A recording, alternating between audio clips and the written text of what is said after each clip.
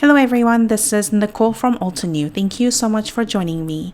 In this video, I'm going to walk you through how you can layer each die cut pieces to put together flowers and the leaves from the Craft a Flower Rose die set.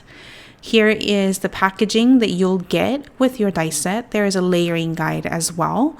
I am using a prototype, but this is an order of die that you should have to put together all layers together. You can take a screenshot if you would like, or you can just pause this video.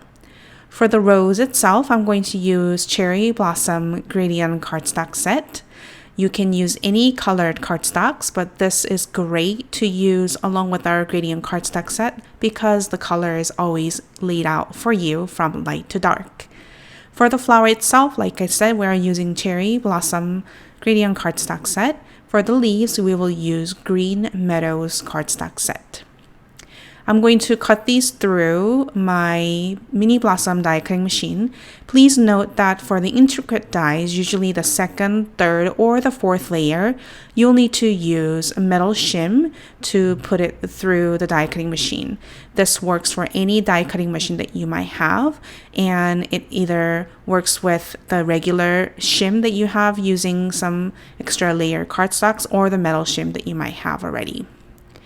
I am going to add the layers of the rose by focusing on the left and the top portion of the rose and then moving into the center portion where there's lots of grooves.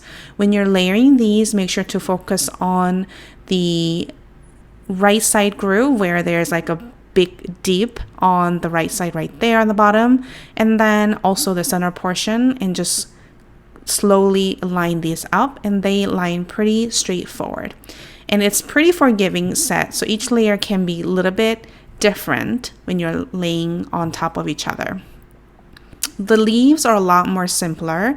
For the second layer, you're going to pretty much cover the most of the leaf part, especially for this clustered one. You focus on the bottom and then the center portion of the leaf cluster image here. And then for the single leaf, we're just going to focus on the bottom and the center portion where it'll line up easily. I am using liquid glue to add all of these because it's easier to get into a small tiny bits of areas of the layers. For the third layers of each of these leaves, you need to just focus on the left side of the single leaf to add some outline layer. For this cluster leaf image, you're going to focus on the bottom stem and then also the center portion of the leaf cluster to add on the fine detailed layers.